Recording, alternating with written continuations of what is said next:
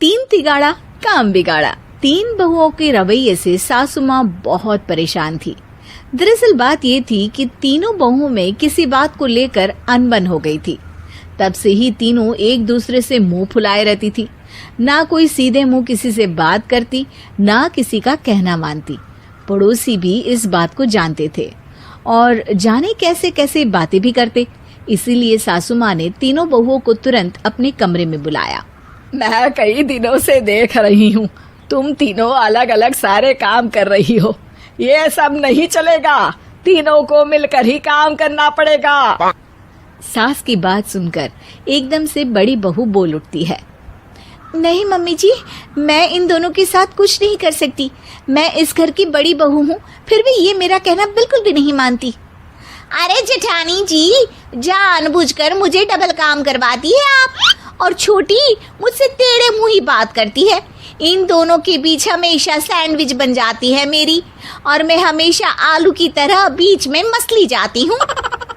Mummy जी, इन दोनों को लगता है कि मैं छोटी हूँ तो इनके पैरों तले दब जाऊंगी, लेकिन नहीं, मेरा भी उतना ही अधिकार है जितना इन दोनों का है। बड़ी आई दोनों मेरी चुगली करने के लिए, मुझे क्या कम समझ रखा है। तीनों बहू एक दूसरे से बहस करने लगती है और सास दोबारा ये देखकर टेंशन में आ जाती है और सबसे कहती है, चुप हो जाओ, अब से तुम तीनों सारे काम एक साथ करोगी, आंख बंद करके एक दूसरे की बात सुनोगी। तुम तीनों इस बात को गांठ बांध लो, वरना अगली छुट्टियों में तुम्हारा अपना मायके जाना कैंसिल। सास की बातें सुनकर डर के मारे तीनों हामी भर देती हैं। जी मम्मी जी, मैं समझ गई। हाँ मम्मी जी, जैसा आप कहें। आप जो कहेंगी मैं वही करूंगी।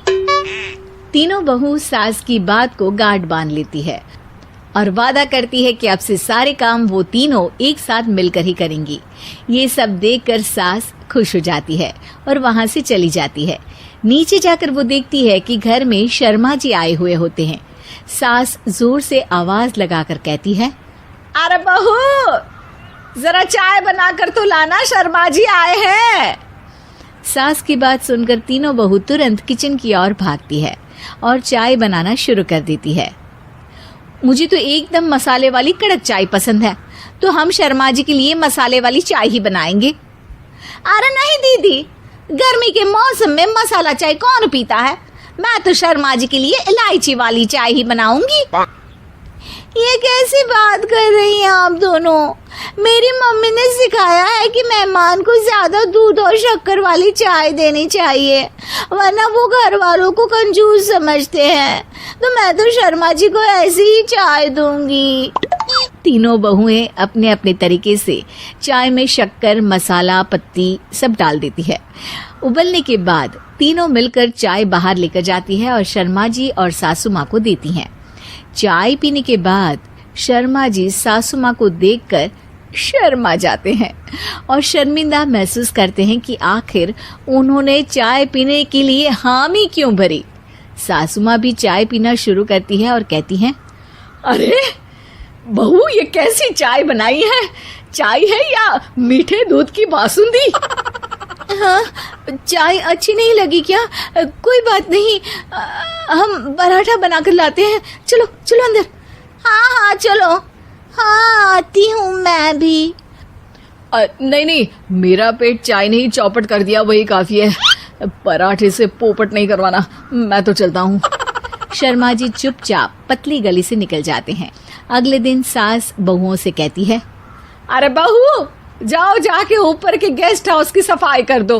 कल हमारे यहाँ मेरे दूर के रिश्तेदार आने वाले हैं, तो पूरे कमरे को चमका देना, समझी?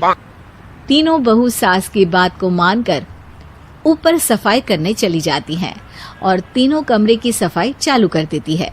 बड़ी बहू मकड़ी के जाले साफ करती है, तो बीच वाली झाड़ू लगाना और छोटी वाली सर्फ डालकर जमीन धोना शुरू कर देती है। अरे दीदी, जेठानी जी, अभी मैंने पूरी फर्श धोई और आप फिर से धूल नीचे गिरा रही हैं। और मछली जेठानी जी, आप बिना झाड़ू की धूल यहाँ छटक रही हैं। अरे तीनों को साफ करना है, एक साथ सफाई करते हैं ना। अरे वही तो, हम साथ साथ हैं, घर साफ साफ है। तीनों बहू ऐसे ही काम में उलझ जाती है और 2 घंटे तक एक ही कमरे की सफाई करती रहती है।